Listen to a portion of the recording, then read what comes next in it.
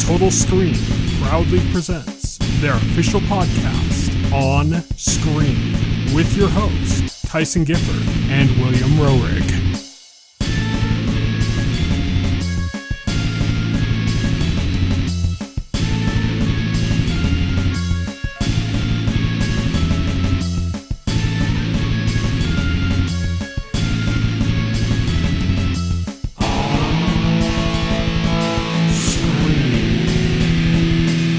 Hello, everybody, and welcome to On Screen, the official podcast of the Total Screen. My name is Tyson. My name is Will. And today we are going to be talking about Monkey Man. We also have some stuff coming up on the horizon that we're going to mention. Some news stories, quite a few news stories, actually. It's almost like there was an event or something.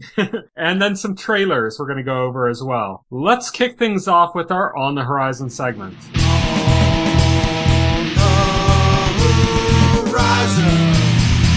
On the horizon. So On the Horizon is where we talk about what's coming up in the next week or so, and we're going to kick things off with Beverly Hills Cop Axel F. This is a movie coming to Netflix, a continuation of the Beverly Hills Cop franchise, with pretty much all of the original actors returning, and this is dropping on Wednesday, July 3rd on Netflix, the day before the 4th of July. Then on Friday, July 5th, The Imaginary, which we talked about last week. It was the one trailer we talked about last week, the new anime movie that's just got this fantastically gorgeous animation. That's coming on Friday, July 5th to Netflix. The Legend of Heroes Trails Through Daybreak is coming on Friday, July 5th to PC, PS4, PS5, and Nintendo Switch. And MaXXXine with 3 X's is coming to theaters on Friday, July 5th. That is it for our On the Horizon segment, and now we're moving on to On Beat.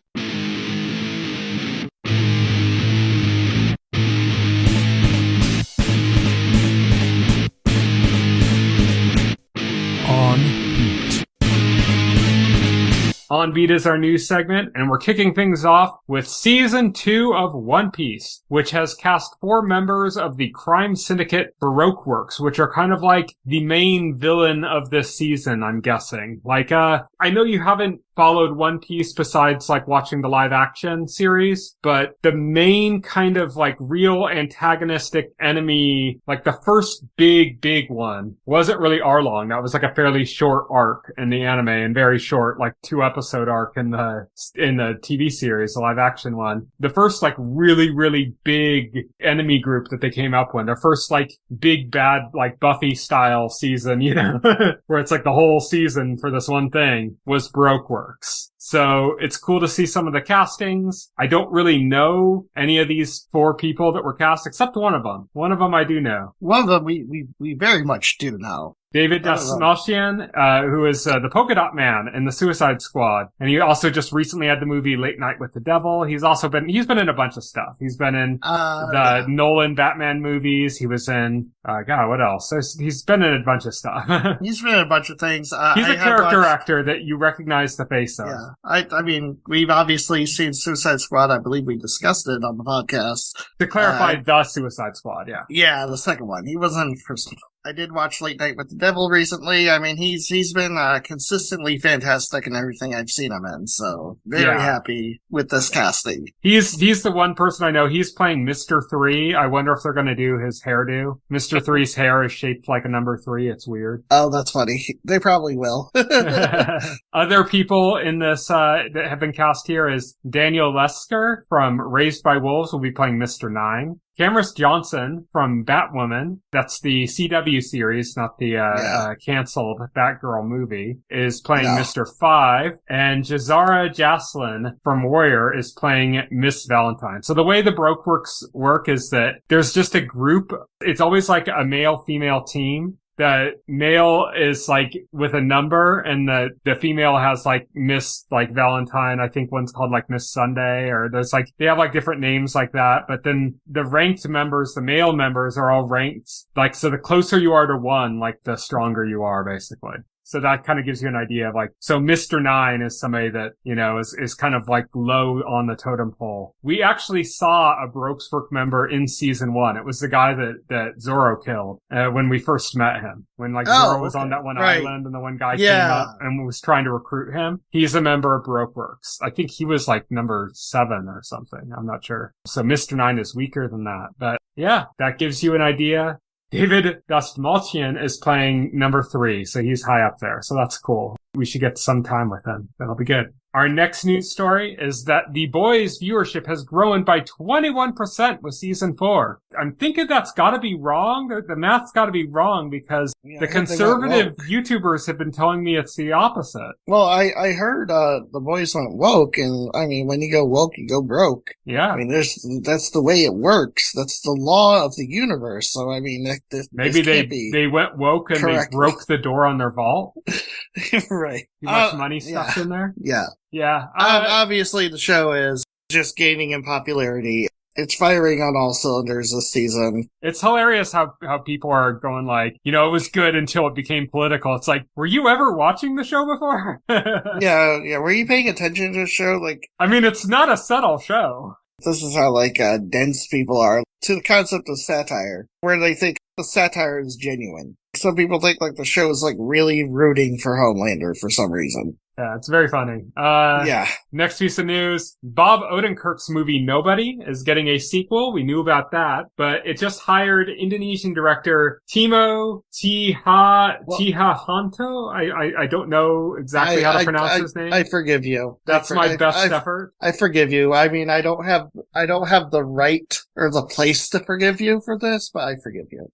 But yeah, like, I think the news is like, we knew like this was happening, but I think the news is like, they hired a director and they got Bob Odenkirk to officially sign on, so now it's officially going into production, I think is the news here. Yep. Our next news story, Anthony Carrigan from Barry, he's the scene stealer from Barry, has been cast as Calypso in season 2 of Twisted Metal. I actually enjoyed season 1 of Twisted Metal. I think some people were a little critical of it for something that's meant to be kind of goofy and silly, you know? It's like, you don't really need to be super critical of something that's just being really goofy. It's like post-apocalyptic, but it's not trying to be The Last of Us, you know? It's trying to be like a trauma film, you know? Like, it's trying to be Toxic Avenger more than it's trying to be The Last of Us. Right. It was a pretty fun series, I thought. So, and Anthony Carrigan is fantastic. He's absolutely hilarious. He's a great scene stealer. He's great in Barry. He was also great in Bill and Ted Face the Music, where he played the, like, robot guy from the future that was trying to kill them. Oh, nice. I still have to watch that. But yeah, it's like,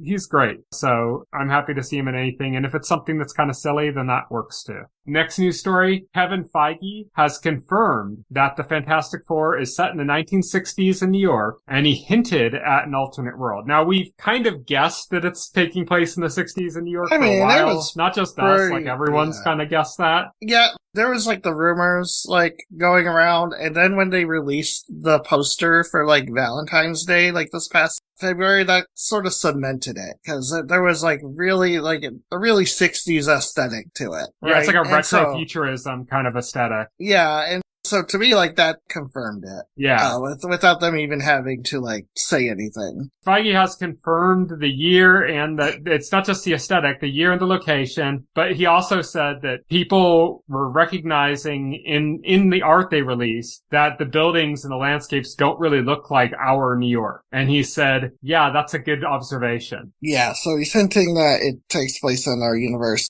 And again, like, this, nothing that's surprising to me, because, like, I kind of figured that the way that they would go about handling folding in the Fox properties is through, like, the multiverse, like, storyline that they're going through right now. Mm-hmm. That's the same thing they're going to do with X-Men. I'm pretty sure X-Men, they kind of soft confirmed it already, because Deadpool and Wolverine, yeah. Well, not just Deadpool and Wolverine, but the ending of the Marvels, where that one woman ends up, with Beast in an alternate universe. Yeah. So it's kind of like, oh yeah.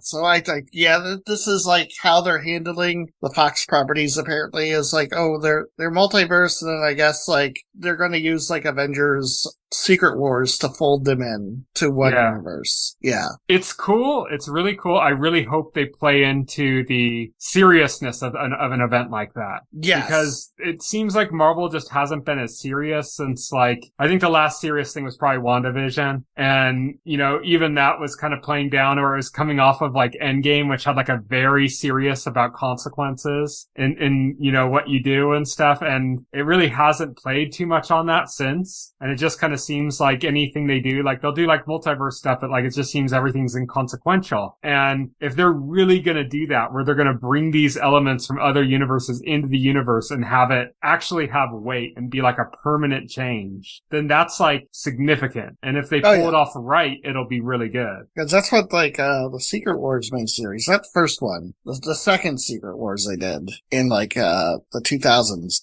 That was the whole storyline, is where, like, they had the multiverse, and then the multiverse was starting to fracture. There was these events called incursions where different universes were colliding into each other and basically annihilating each other. And, like, they were just trying to deal with that, and then I think it just culminated into like everything being destroyed and then just being reborn as one cohesive universe, where there was, after the event ended, there was no more multiverse. Yeah, so that'd be really cool if they do that. It'd also be cool just to end the multiverse storylines, which have kind of not really gone as well as people had hoped. Right, yeah. So it'd be kind of cool for them to actually kill the multiverse and bring all that stuff together in a really cool way. Yeah, and I think this is cool. And I think this is like how they're planning on folding in the Fox Marvel properties. Mm-hmm. Our next news story is that Harry Potter, the It prequel, Welcome to Derry, and DC's Lanterns, which is the Green Lanterns TV series, are going to be branded as HBO originals, whereas before they were being listed as Max originals. Yeah. For the streaming service Max, which used to be called HBO Max, which is an extension of HBO, which is the culminated efforts of everything Warner Brothers. Which is so silly to me, because not the whole thing, like, these are going to be airing on HBO properties. These are going to be airing on linear cable. Like, I get that. But at the same time, you have, like, all this stuff on the service that's just saying, like, HBO Originals. It kind of makes you question, why did you rename the service to Max? Yeah. Well, I mean, Why? They should have just renamed it to HBO. They should have, because that's clearly the You don't even need to add anything else. It's just you have HBO the channel and you have HBO the streaming service. That's clearly the dominant, that's clearly the dominant brand. Yeah. The other pieces of this news story is that, as you mentioned, the shows will be airing on HBO, so these are not like streaming originals. There are series on Max that do not air on HBO. Presumably, that is going to be the case with The Penguin and Dune, Dune Prophecy, I should say, which are both keeping the Max branding. They're not getting the HBO branding, but that's also because the decision to do this was made after they had already sold the international rights using the Max branding. So they really can't change it now for those. Right. But I don't think those are supposed to air on HBO either. Like, it's not like, oh, they're going to be called Max, but they're airing on HBO. I don't think they are. Right. Like, these were developed specifically for Max, for the streaming service. Well, these other ones were originally too. I mean, Harry Potter and Lanterns, at least. I believe Welcome to Derry as well were all meant to be Max originals, like only airing on Max. And now they're all going to be airing on linear cable on HBO. So yeah, I mean, it's interesting. I think the interesting aspect is that they're going to be airing on HBO. And they also cemented that they're going to try to keep content, on HBO to Thursdays and Sundays. I remember it's weird. Thursdays and Sundays is their thing now, that they're trying to do like, oh, it's Thursdays and Sundays, tune in to HBO. But it used to be Sundays and Mondays, if I remember correctly, on HBO. Oh, I mean, Sundays is the big night for HBO content. Sunday was always the big night for HBO. But then it would spread over into Mondays. Like, there was some stuff that would air on Mondays, I remember, on HBO. And now they're trying to do it Thursdays and Sundays. But I think that's kind of an interesting strategy. If you don't have like a ton of content coming out constantly and you're focusing more on like the quality of your content, to kind of just like own a day of the week, like HBO does with Sundays usually, is kind of a cool thing. So it's a cool strategy. So I'm glad they're kind of keeping to that. But yeah, I'm looking forward to all 3 of those series. And we have more news on 2 of them, which is first up, the Harry Potter HBO series has hired Francisca Gardner, who worked on Succession and His Dark Materials, as the showrunner. And Mark Malloyd is going to be the primary director. He signed on for a number of episodes. I believe he's going to be doing the pilot, and that means, he's going to be setting the tone, like the visual language and tone. That happens when they hire, usually when a new show, like a big show, starts, they hire like a really good director to do like the first episode to kind of like establish the visual language of the show, so that it's got like a real distinct thing. And then the other directors don't just kind of do their own thing. They kind of follow in those footsteps. Like a good example of that would be like David Slade did the pilot for Hannibal, and he did multiple episodes of Hannibal, but he did the pilot and that established the kind of the look and style of it, Yeah. So he's going to be the primary director for Harry Potter, and the showrunner, like I said, worked on Succession. Mark Malloyd he did The Menu recently, which was pretty much like a big meme-worthy movie that like was getting a lot of attention. He also did a number of episodes. That was kind of meh. But yeah, it was kind of, yeah. It was 1 cheeseburger out of 10. Yeah. He also did several episodes of Game of Thrones. That's where you'd probably recognize his name from if you're like us, I guess. And he also did several episodes of Succession, which is interesting because the showrunner was a writer on Succession. So they're kind of like a team in a sense that worked on, they both worked on Succession, and now they're going to be doing Harry Potter. So take that for what it's worth. Make your casting predictions based on the Succession cast. Oh, okay. Kieran Culkin as Harry. Going to be starting with him as an 11-year-old, yeah. Yeah. No CGI. He's just going to be like pretending to be an 11-year-old. It's going to be like the dwarf goes fishing. He's going to be on his knees. They're going to use exclusively like clips from like Home Alone of like him because he has glasses in that movie. So they're just going to like reuse the 5 shots he's in of Home Alone and like try to make that like, oh, that's Harry. Friend of the show, Fried Shoes, is pushing for Brian Cox as Dumbledore. So who knows? I mean, Brian Cox got kind of a broader build. If he wasn't as old as he is, I'd say he'd be a good, like, Mad Eye Moody. Right. Harry Potter fans would know who I'm talking about. But yeah, I mean, I don't know. It's going to be interesting how they're going to cast this because I think like every British actor who's ever lived has already been in a Harry Potter movie. Danny DeVito as Ron Hagrid? Weasley. I was going to say as Hagrid. Half giant. Yeah. No, I was going to say like Danny DeVito is like Ron. With digital red hair. He's not going to wear a wig or anything. Yeah, exactly. I don't care about Harry Potter. I'm going to be honest. All right. So the next news related to the HBO stuff is that DC's Green Lantern series Lanterns has been picked up at HBO. It's going to be 8 episodes, and Chris Mundy is going to be the showrunner. Chris Mundy did Ozark. He didn't run it, but he was a writer on Ozark. He was also a writer on the recent True Detective reboot, the Night Sounds Country. like somebody's got a case of the Mundys.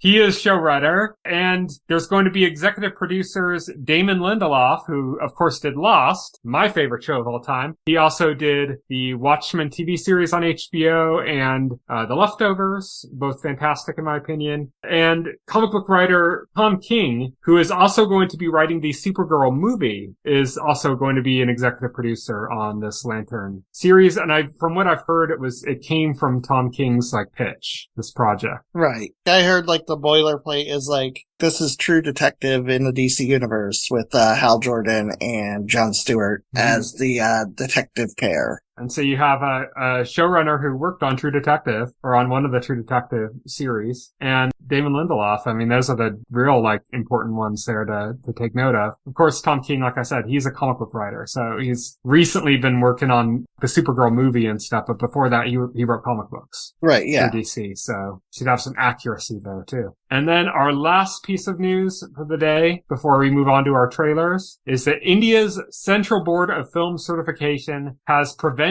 Monkey Man from seeing a release in India. They're not banning it, but they're refusing to screen it. And so the Film Certification Board, it's kind of like the MPAA here, if a movie has to get a rating to be in theaters, you have to rate it G, PG, R, whatever. And they're just basically refusing to give it a rating. And by doing that, it's unrated, it can't release in theaters. So they've halted it without actually banning it. which is a very political move. Yeah. And Oh, we'll get into definitely. that in our discussion of Monkey Man as to some of the reasons why that might be. But Monkey Man, they even had made changes and cuts to the movie to appease them, and they just said no. So, censorship is alive and well. Yep.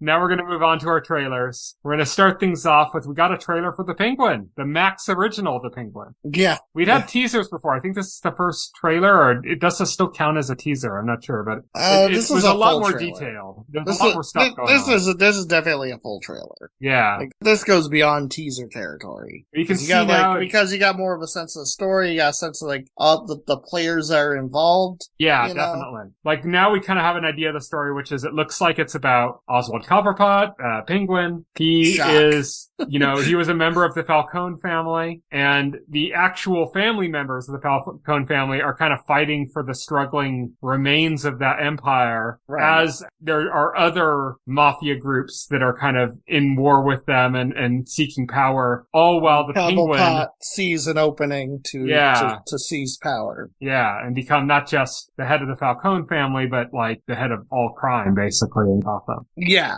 We got kind of the idea of what's going on now with it. Looks fantastic. Yeah, it looks incredible. Can't wait to see it. Sticking on the Batman kick, Batman Caped Crusader. I didn't know about this, or like maybe I heard about it and just forgot about it, but this is I Bruce heard Timm. about it, but I didn't know too much about it before. This is Bruce Timm returning to an animated Batman that has a lot of similarities to the animated series. Like, I got a lot of animated series vibes. Oh yeah, same. But like, it looks darker than the animated series. Like, it looks Yeah. like they're just kind of because- saying, okay, we're not going to pretend this is a kid's cartoon anymore. Oh We're yeah, just gonna because make yeah, it. they don't have to they don't have to adhere to network guidelines of like, oh, is this appropriate for children? Because it's not being designed to run on children's television. Yeah, I Like mean, the original did. they're not going Yeah. like capital M mature on it, like say, No, they're like not the Harley doing, like- Quinn series. They're not doing like Ren and Stimpy's like adult party thing where they're like,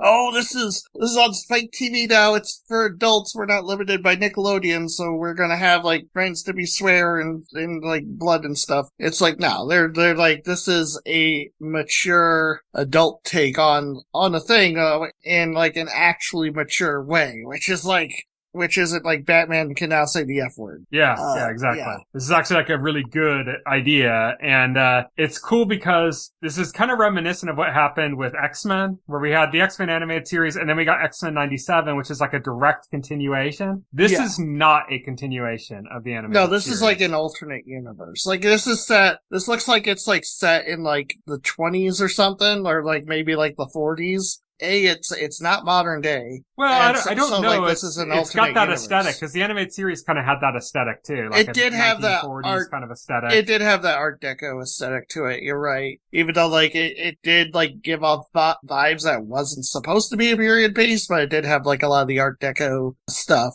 Yeah. And I thought, I don't know. This just like looked more so like Yeah. from like everything. Like I don't know. It looks fantastic. I'm excited for this because, I mean, I still haven't seen X-Men 97. I just don't have Disney Plus right now. So when I Same. get Disney I gotta Plus, get around that's to like the watching top that. of my list of Right. things to do. I think I'm going to subscribe to Disney Plus again when the new, Agatha show starts up. And then once that does, I'll watch Agatha and then I'll go and watch all of X-Men 97. I'll like just binge, I'll watch the first episode of Agatha, or the first two I think are coming out on the same day, and then binge through X-Men 97 and then catch up on some of the other stuff I've missed since. But yeah, I mean, this looks fantastic. This is like, yeah, it's so cool. This is like exactly what should be happening with a Batman animated series. Oh, for sure. Next trailer we got was for Here. So the interesting thing here isn't just the movie itself, but kind of everybody who's involved in it. This is like a Forrest Gump reunion because you got Tom Hanks in the lead. You have Robin Wright as his romantic interest. You have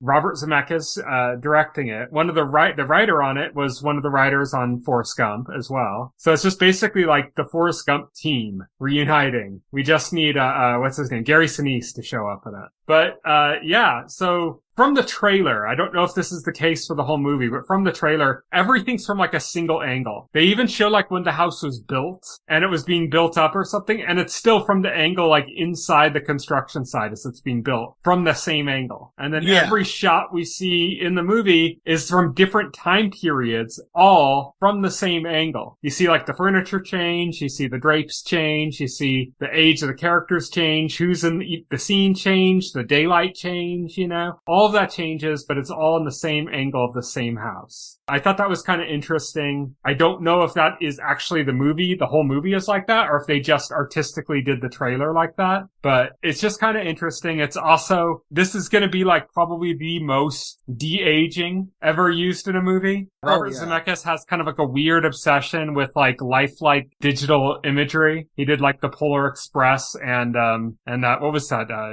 The more mature one he did, the Beowulf movie, you know, like. Oh yeah, I remember that. That are commonly referred to, like people commonly use those as examples of the uncanny valley and like how unnatural it looks and how bad it looks, you know, because of that. So unfortunately, Robert Zemeckis has this kind of weird obsession with that. It looks like his obsession now is moving towards de-aging. This is going to be like the most prevalent use of de-aging, I think, since it was used in The Irishman, the Martin Scorsese movie, which used it heavily as well. So be interesting to see how it turns out with that. It looks pretty good. Like the de-aging, I mean, looks pretty good. It looks better than, I think part of the problem with The Irishman is that you had like Robert De Niro like physically acting and he was trying to be playing himself when he was like 30 or something, but he like moved like a 70-year-old. So it just kind of felt like a little unnatural and weird, even though they changed the way his appearance looked. The way he moved didn't look right. I didn't see as much of that. And like they made Tom Hanks not only look like younger, but like much slimmer like he used to look. And it's just kind of weird seeing old Tom Hanks, you know, in a new movie. Right. Oh yeah. And then the next movie we got a trailer for was Red One. This is, as you referred to it, J.K. Simmons as Jacked Santa. He gets like abducted and his number one, who's played by The Rock, needs to find him, and they recruit somebody who's a specialist in finding people who's not part of their world. He's part of the real world that doesn't know that Santa's real in this world. Played by Chris Evans, who's on the naughty list. He's on the naughty list because apparently, like, he's not a good person. And they underscore this by, like, having, like, the first time you see him in a trailer, he steals candy literally from a baby. Yeah. And I like it because, like, they're like, oh, you're like an N4 naughty list. Like, he's like, oh, you're a level 4 on the naughty list? It's like, yeah. And he said NL4 or something like that, yeah. NL4, yeah. Yeah. And it's like, and it looks fun, it looks funny. I love, like, it's not just, like, Santa, they got, like, all these, like, mythical creatures involved in it, too. Krampus. Like there's Krampus. Most notably, yep. Slapping the shit out of the Rock. Yeah. There's, like, there's some other, like, big CGI monsters. There's, like, these snow monsters. It looks a lot of fun. They're all hamming it up the best way. I think projects like this are, like, the best for The Rock, where, like, it's not super serious. Because, like, I'm sorry, but, like, the whole hierarchy of power in the DC universe is about to change. It didn't work out. Yeah, that was an unmitigated disaster. Yeah, I like Christmas movies. I think we've talked about it before, that there hasn't been like a really good Christmas movie in a while. No, I don't think this is going to be that. No, I don't think this is. This isn't going to be a classic that you revisit every year. But this is going to be better than the deluge of absolute garbage Christmas movies. The absolute Hallmark garbage that you get. Like, like even beyond that, like the stuff that's actually trying to be good. You know, this looks like it's better than a lot of that stuff. But I don't think this is going to be Scrooged or Miracle on 34th Street. This is going to be just like a dumb, fun movie. Yeah, no, this isn't going to be like that. This isn't going to be Christmas Vacation. I'm going to be honest. I think like the industry has completely lost the ability to make movies like those at all. Because there hasn't been anything around in years that you could legitimately say. When was the last one? Like Elf? Maybe, yeah. Maybe. Yeah. Elf might be it. Yeah, there have been a few attempts. They've mostly been disappointing. There was that 8-bit Christmas. I kind of had hopes for that because Neil Patrick Harris and big Nintendo references. I was like, oh, this might be good. No. Right. It's just kind of boring. Yeah. Yeah, nothing's really killed it, you know, in a while, so I don't think this is going to do that at all. I don't think it's going to be something that you revisit every year. It's going to be something that you kind of watch and go, oh, that was fun, and then move on and never talk about it again. Yeah, exactly. But that's okay. We can go for stuff like that too. And then the last trailer we got was for Nosferatu. So to set up before we even talk about the trailer, I went to the Bike Riders last week, which had just opened. It's that movie. It's basically like 1960s Sons of Anarchy. But with like it's kind of aping the kind of style of like Goodfellas, doing that whole kind of like, these people aren't like you kind of aesthetic. You know what I mean? Like where they try to go like, oh yeah, these guys, they're really free and stuff, but they're not like you. So you're not going to be able to relate, you know? Right. Yeah. That's kind of what the Bike Riders was. And so I went to that, and before it, they had a bunch of trailers, of course, like they always do. But one of them was for Nosferatu. And this kind of surprised me because I knew about Nosferatu. I knew that Roger Eggers had this movie in the works. I knew that the cast that was involved in it. I knew like Bill Skarsgård was going to be playing Nosferatu. I knew that Willem Dafoe was in it. I knew all this stuff. Like I knew about this movie. I'd been looking forward to it. I knew it was coming. And it was just a matter of like waiting, like when are we going to get more information on this? Well, like I saw a trailer in the theater, not knowing that this movie even had a trailer. And I got home and I was like, oh wow, like when did this trailer come out? And I looked it up. The trailer wasn't out. It took several days after the movie was in theaters before this came out for everybody else. I believe the movie came out on like Thursday, or technically Friday, they say, but you know, movies, they all come out on Thursday now. Yeah. Yeah, right. They start like Thursday at like 2 p.m. or something. Like it's not just midnight showings. They're like, oh, we skipped the earliest showing. That's how we say it's still the day after or something. I don't know. Anyways, that's when this trailer debuted in theaters on Thursday. And then I think they released it online on Monday. So like there was like the whole weekend with, you know, people hearing about this and having no idea unless they went to see the Bike Riders, not being able to see this trailer. And before we even talk about the trailer, that's weird. Like that hasn't happened in like, to me, for like 20 years or something. I think even like the Star Wars prequels, the trailer was like online before it was in movies, you know? The Lord of the Rings movie, remember when that like broke records when the trailers came out for Fellowship of the Ring? And that was like, yeah, I mean, that came out before it was available, before you could see it in theaters, it was online. Right. And then since then, there have even been trailers where they've come out online and then come out in theaters after, like a week later or something, or several days later. So it's not even just like at the same time. So that's just like a really weird thing that they actually pulled that off and kept all the leaks plugged so that this wasn't all over the place before. Oh, yeah, it's pretty interesting. Yeah, but let's talk about the trailer itself. Yeah, that's what I was thinking. There's a very, very like retro, like monster movie vibe to it. Oh yeah. It kind of has like a Universal Monsters aesthetic. It's a remake of a retro monster movie. Well, but I mean, it kind of has like a Universal Monsters but darker aesthetic, whereas the original Nosferatu is a silent film. Like it was like really old. Yeah. It was made in the 20s. Yeah. Yeah. Oh yeah. No, it's got Willem Dafoe in it, who is he's like a vampire hunter. I think he's like a Van Helsing-esque character. He's a Robert Eggers regular because he was in the Lighthouse. And Norseman as well. The Norseman, yeah. So that's funny. It's funny because like Willem Dafoe was already like in a Nosferatu inspired movie. Yeah. That was called what, like Shadow of the Vampire or something like that? Yeah, Shadow of the Vampire. Yeah, I was trying to think of the name. Yeah, I think he actually played Nosferatu in that. I didn't see that movie, but if I remember correctly, it was about them making the movie Nosferatu, but then like Nosferatu was also real. Yeah. Something like that. That's what I remember about that movie, but I haven't seen it, so. But yeah, I remember it was weird hearing about Willem Dafoe in the Nosferatu remake, and I was like, wait a minute.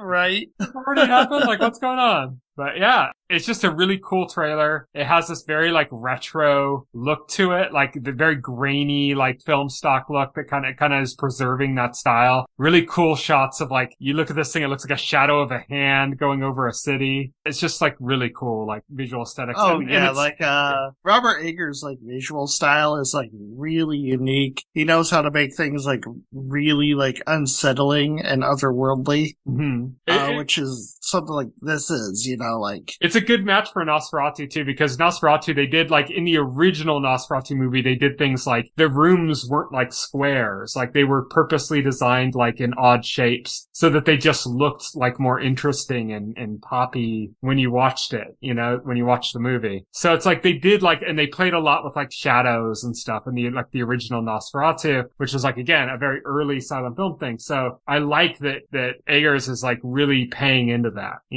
Right. So yeah, I mean, everything I've heard about this movie sounds fantastic. Everything I've seen from Roger Eggers is fantastic, and this looks fantastic. So yeah, so there you go. There you go. That is it for our trailer segment, and that also brings a close to our On Beat segment, and that leaves only full spoilers.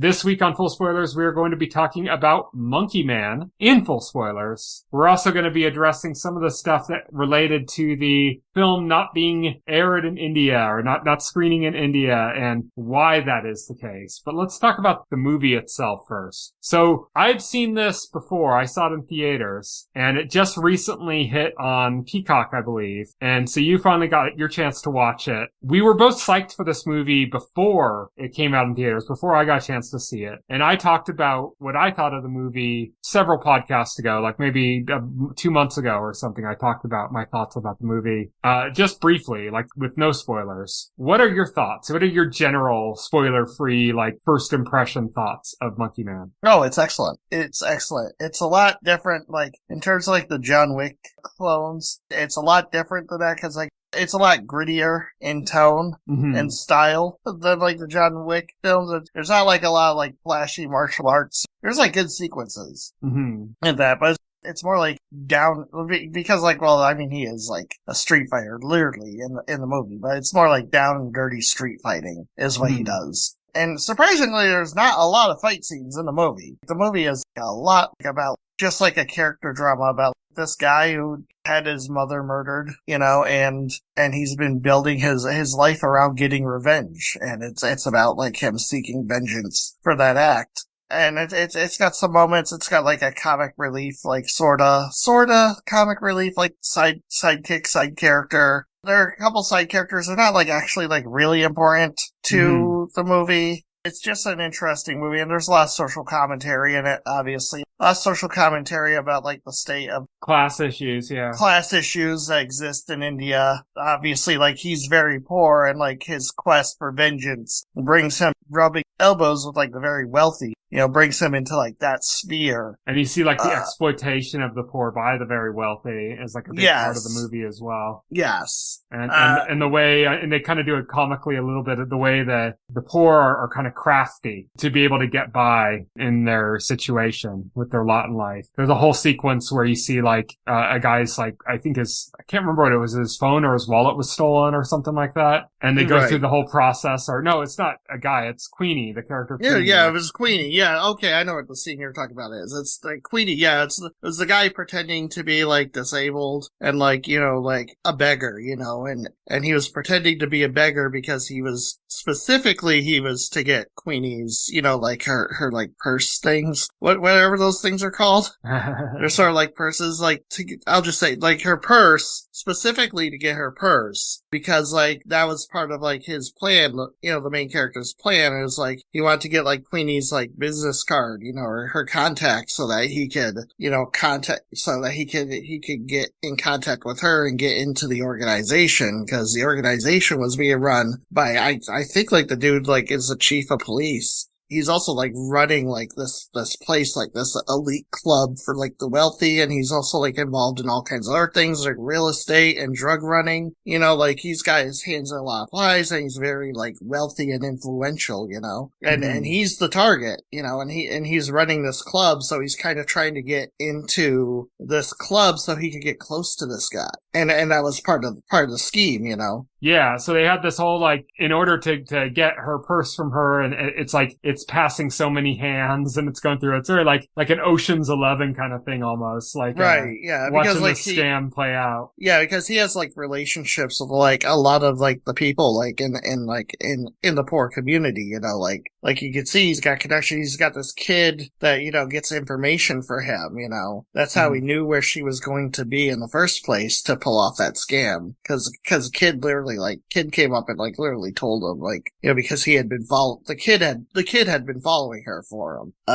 So you see like how crafty he is, you know, and how like, there are people like they're like, you know, willing to help him out. Mm-hmm. It's kind of interesting. It really reminds me of actually Dev Patel's like breakout movie role was Slumdog Millionaire. Yeah, and it's very similar to that. Like the idea of like, okay, you're showing the class divide in India. You're showing kind of the religious tensions between like the Hindus who run the country and the Muslims who are a religious minority within the country. You're like playing on all of those aspects. You're showing kind of the poor people and the way they kind of like run the towns and run scams and things like that so that they can get by and survive. And you have kind of similar things with like the comic relief characters and the kind of like little fun moments and stuff. And it's very story driven. It's very similar to that. I'd say it's advertised very much like a John Wick movie, like it's Indian John Wick, but it actually feels a lot more like Slumdog Millionaire than it does like John Wick. Right. Yeah, exactly. It doesn't like feel like John Wick. Again, like it has like its own unique thing, even though like the structure is similar.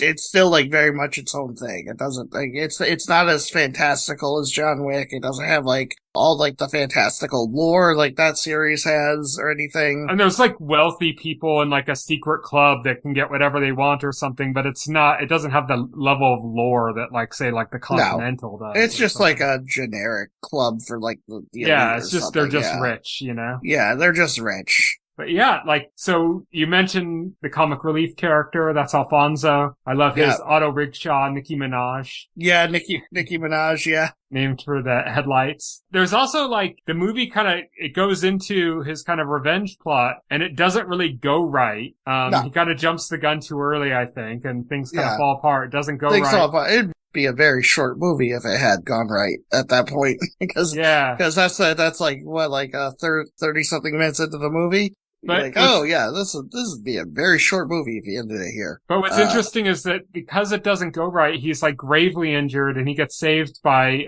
a group of Hijra who are like basically like India trans people. Yeah. But it's like with a much more of a cultural significance to their story, you know? Well, they're devout religious people, right? Yeah, it's part of a religious aspect. It's tied to a religion, it's tied to and I say like there is like another like angle to this which is religious because he falls in with these people. These people are also like being persecuted by like the authorities as well as like the religious authorities. Like they don't have like they have a temple, but they've been like moving from place to place or something, you know. They've been being pushed out of places. They're being pushed out of places. So they're kind of outcasts.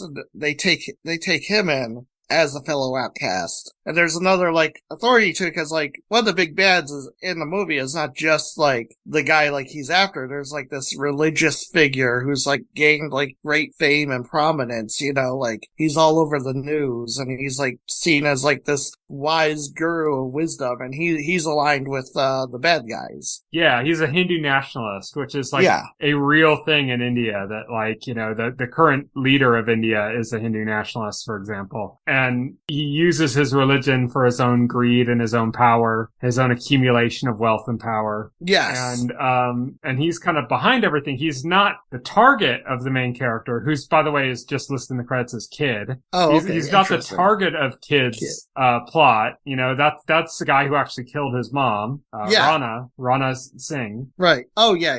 Like his whole thing is just focused on getting revenge for his mother. Mm-hmm. You know, he's not, again, like his motivations, like he doesn't have like altruistic motivations. He's not trying to like end poverty. He's not trying to liberate a people, liberate the poor or anything. He's just trying to get his personal revenge for what happened to him. Mm-hmm. Yeah, and so the main villain here that isn't even in his sights initially is Baba Shakti, who's the Hindu nationalist character. as you mentioned, you have like the play on religions, because you have him as like this Hindu nationalist. You have this goddess that's followed by the Hijra, who's I can't pronounce the name. I'm not giving him a try.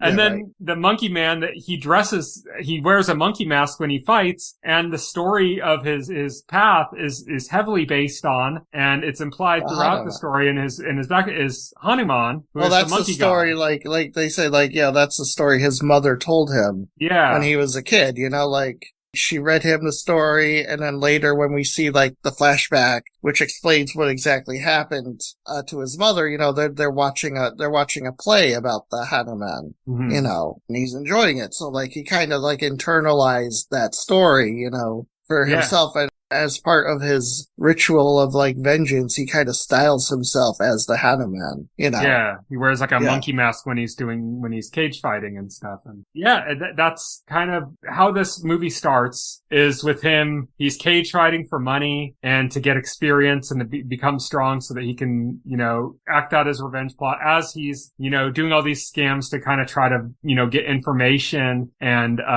sway so that he can get into this club called Kings, so that he can get close to Rana so he can kill him. It's all part of this plot. And then his plot goes horribly wrong. He kind of jumps the gun. Things don't go well. He gets shot at. He gets injured, gravely injured. He gets arrested, you know, like he gets put into the back of a police van, you know, and he manages to like fight his way out, get out. Mm-hmm. So like he's almost like very much done before, you know, like he began, you know, like. And then the movie takes this whole twist where it's kind of about him recovering and kind of becoming like, you know, like we said, he didn't go in with altruistic goals. He's just going for revenge, but he kind of ends up becoming a symbol of like rebellion. Yeah. Within this group, within the Hijra. And then, you know, they end up helping him too. And it ends up becoming this fight for liberation that it never was to begin with. Right. So yeah, so I'm trying to think of like what else to cover on it. We don't have to break down plot element by plot element. I think we kind of covered a lot of the kind of big plot points, but yeah, I mean, Shartel Copley is in it. He makes a great turn as like the fighting club, like ringmaster, like the owner of the fighting club and the ringmaster. What's funny about that is that he was also in Boy Kills World, which came out like a few weeks later. Oh yeah, and are both like kind of John Wick types, or like advertised kind of as John Wick types. Right. So he had kind of two John Wick types within like a few weeks of each other. That's pretty funny, actually. There's not much to it. It's a pretty simple movie, like plot wise. You know, there's not like any twists, you know, like in the narrative. There's a lot that you understand better the more you know about India. Nobody there's nobody backstabs kid or anything. There's a woman, he meets in the club. She's a prostitute in the club, yeah. Yeah, she's a prostitute, you know, and like he makes a connection with her. I mean, they don't really do anything with that except like there's this connection between them. Well, it's interesting the way they played it out is that they recognize each other as being the exploited class. Yes. Like, she recognizes him as being somebody who's exploited, and he recognizes her as somebody who's being exploited by the wealthy. And they kind of like, she kind of knows that he's up to something, but doesn't say anything because she's in the same position as him. Right, yeah. And then that's kind of what their story is. It's not about like, oh, they're a love it's not interest, gonna be or like they're going to be a couple, or right. He's going to rescue her. It's none of that. It's just she's another person that's being exploited by this, and so they draw the parallel. Right, yeah. Yeah, I mean, like I said, this is the kind of movie, it's like a simple revenge plot kind of, but it's more of a character study of this guy, you know, in his path for vengeance. And it's also like, it takes on more meaning the more you know about India and kind of the political climate in India and the kind of the wealth disparity and the class struggles in India. The more you know about that, the more there is in substance to this movie, but you don't need it to understand like the plot. The plot itself is pretty simple and straightforward, but But like the more you know, the more you like start to realize parallels. I don't know that much about India, but I have watched a few things. I know about, India's leader, like I mentioned, who's a Hindu nationalist and has done some pretty fucked up things. There was a good episode of Last Week Tonight about him if you want to study up on India and kind of the things before you watch or after you watch Monkey Man. That's a good option to kind of get an idea of like where some of this stuff is coming from. But besides that, you don't really need that to get the movie. You just need to understand like, oh, this is an environment that's foreign to me. Right. Yeah, exactly. But yeah, so that is Monkey Man. Anything else to say about it? No, I'm good. All right. So that is it for our podcast. Next week, we are going to be talking about both The Boys and House of the Dragons. We're going to be talking about the first, I believe, 5 episodes of The Boys and the first 3 episodes of House of the Dragon. We're catching up on those shows, and then we're going to be going week to week after that. So the week after that, we're going to talk about the 6th episode of The Boys and the 4th episode of House of the Dragon, and so on and so forth, until we finish both of those seasons that are currently airing. So that's what we're going to be doing next week. Until then, you can follow me on Twitter. I'm at Tyson Gifford. Will is at Voxel Hero. You can check out our website, thetotalscreen.com. If you go to our website and open up a container story for any of the podcast episodes, scroll down to the bottom paragraph, you'll find all of our relevant links to our SoundCloud page, our RSS feed, all of our social links are all there as well. So check that out. You can also subscribe to the podcast through your favorite podcast client of choice like Apple Podcasts or Pocket Cast, and the entire backlog of our podcast, as well as past content from both the Total Screen, our current website, and our past website. All that content is available on our YouTube channel, so you can check that out there. Until then, thank you everybody for listening. Good night. Good night. Thank you for listening to the OnScreen podcast, the official podcast of The Total Screen. Visit our website at thetotalscreen.com. This podcast can be found on any major podcast client, including Pocket Cast and Apple Podcast. The entire backlog of this podcast and other content can be found on our YouTube channel.